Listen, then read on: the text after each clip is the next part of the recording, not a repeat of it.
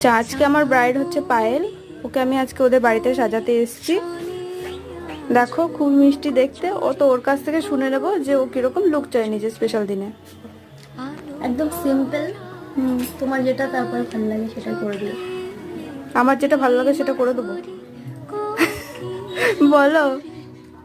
তো সিম্পলই হবে, একদম মাঝখান থেকে সিঁদুরে চোখে হালকা মেকআপ। আচ্ছা ঠিক আছে, তাহলে দেখি ওর মেকআপ লুকটা কিরকম হয়।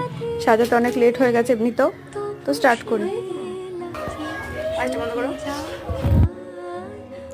কত দূর?